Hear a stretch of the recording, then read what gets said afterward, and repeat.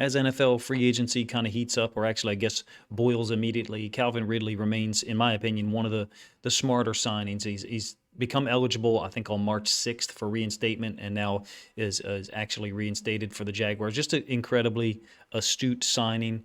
I know that there was a sliding scale in terms of the compensation that the Falcons would receive. First round pick, 2018 draft. I went and gathered film of him, to be honest with you, for a video maybe a month ago. And the one thing that struck me was how effective he was along the sideline. He just seems to be a guy, not that he can't play in the slot, not that he doesn't run a post or a deep curl or a drag or anything like that on mesh. The whole route tree appears to be there to me. I mean, I don't see anything missing, but what I'm going to show you today is how, in my opinion, he's a wizard along the sideline. He sets people up with his route, with his release. He definitely understands coverages. It seems to me as if him now, granted, this is going to be 2020 film, so 2020 was the last full season that he played, 94, 95 catches, something like that. Actually, I'm looking now, it's 90 catches, 9 touchdowns, 15.3 yards per catch, 63% catch percentage. I chose 2020 film because 2021 he only played 5 games, and then 2022 was out for the whole year. So you're talking about a guy who is still relatively young at age 28, and now Jaguars have to pair with their complement of talented guys, who I'll just show you here in case you don't know. Now, it's possible that some of this offensive line situation is different now as I record this on Monday morning.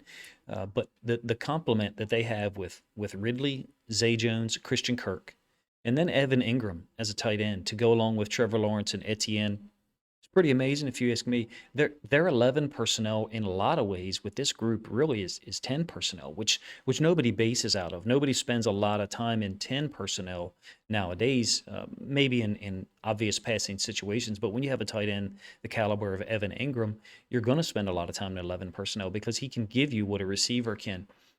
I would offer to you that their run game still appears to me to be weak, a relative weakness compared to their passing game, but their passing game is so dangerous.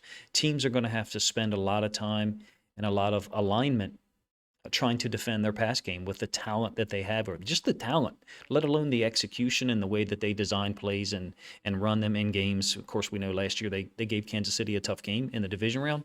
They're a team that's on the rise, and I think this just accelerates that rise, if you ask me. I still think the run game is a relative weakness, and if you're unfamiliar with that term, what that means is compared to the pass game, the run game is obviously their weakness. The 3 games that I watched this year, they really had trouble running the football. The Ravens game, which they came back and won, the Titans playoff game, and then the Chiefs playoff game. Look, we're going to get to some film here, and I'm going to talk about how I think he sets DBs up because he understands the coverage. He'll be spot shadowed or marked before each play. I love his vertical release. He's smooth in and out of his breaks.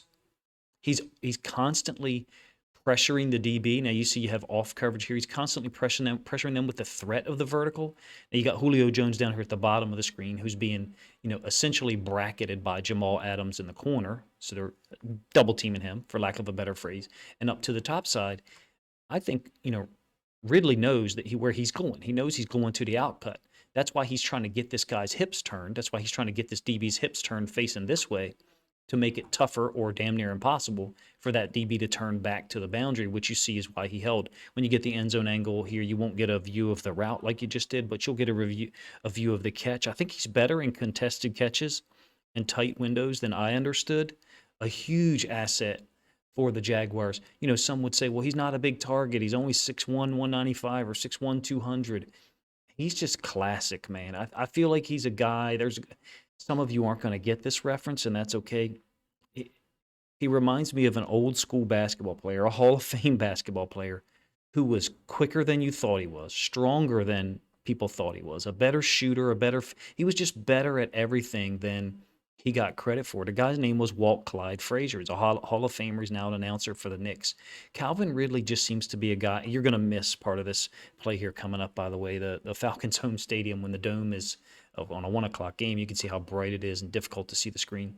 But he just seems to me to be a guy who's good at everything. A guard, my comparison is a guard in the NBA who can finish with both hands equally well.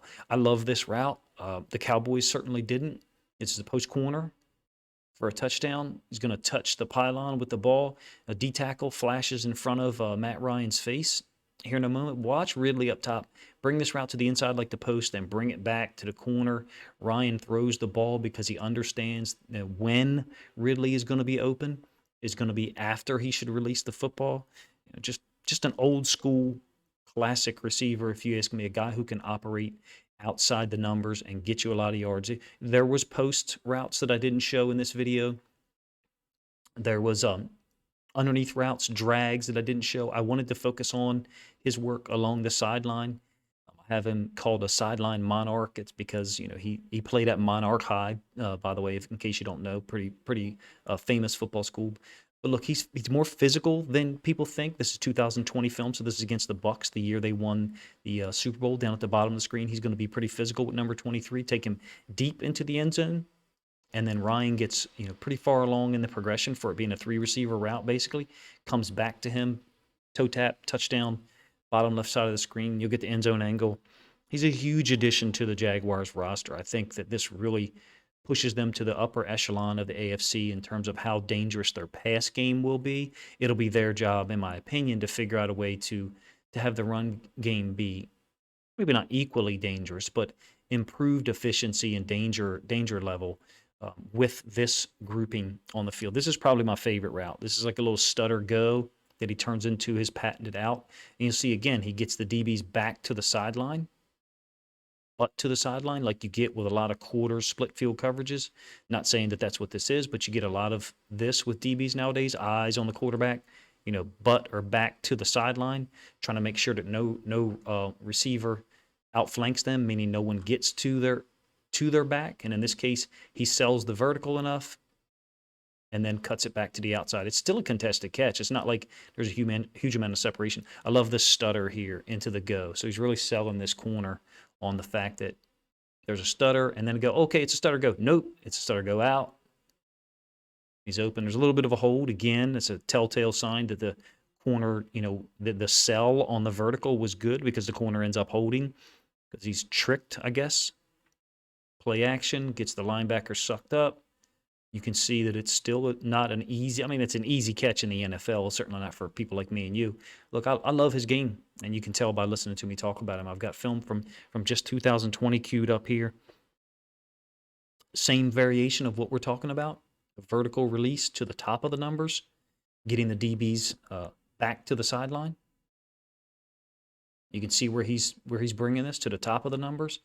He is as good, in my opinion, anyone his size working from the bottom of the numbers to the sideline in terms of where he makes the catch. Now, some of the other bigger receivers in the NFL, of course, there's a different level to what they're doing. The back shoulder fades, a fade out, various, things that threaten the bottom of the numbers to the sideline. But for my money, for what I'm seeing based on 2020 film, he's going to give the Jaguars something that not every other team has, to be honest with you. Very smart player. They're going to run him across the formation here. He's just confirming, turning his helmet. You see he's confirming that it's man, and he's going to lose the guy quite easily because there's just too much space between the Y there and Cowboys and the top side of the field, the sideline. The DB gets himself lost anyway. You guys let me know if you think this is as big a signing as I do. I think for what they've given up, which I think if I read it correctly and think I understand, there's 2 picks. One of them could be between a second and a fourth rounder, and the other one I think could be between a fourth and a fifth rounder. I may have that wrong. I may be inaccurate there, but in any case, it's 2 picks for first-round talent, a guy who had 90 catches in his last full season in the NFL, playing with Julio Jones, a guy who was going to get a lot of targets when he was healthy. Matt Ryan, a guy who was going to share the football, wasn't going to force-feed someone, even though Ridley did get, I believe, 143 targets that year, or maybe it was 133. I think he's a tremendous player, a tremendous asset, makes the Jaguars really one of the top offenses in the NFL for real. And with their young talent that they have on defense and Trevor Lawrence's, ability and willingness to spread the football around to multiple guys, just like Matt Ryan, just like I was talking about a moment ago, I think this is the sky's the limit. You guys let me know if you agree.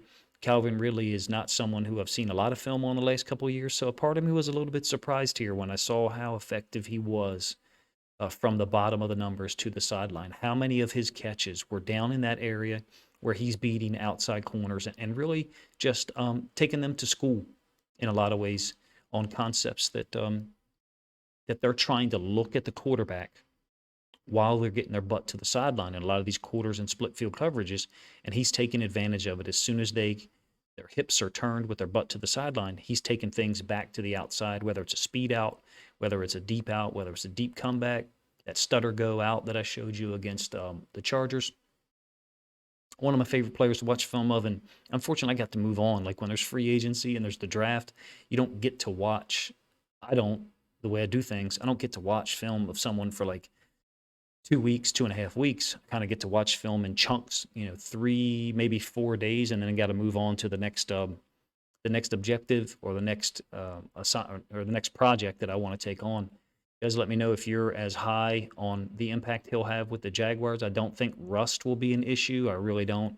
Guy is too young, too talented, played high level of football for a long time. You're talking about an older sibling who was in the NFL as well, even though his career only lasted 2-3 years, I think. Calvin Ridley is a unique signing the way the Jaguars did it, the timing when they did it. And it, to me, opens up more possibilities for them in the draft because it's just one less need that they actually have on their roster. If you think other people, other Jaguars fans would, appreciate this video and enjoy it, enjoy the commentary and the film that I show, please consider sharing a link on social media to help the video get more reach.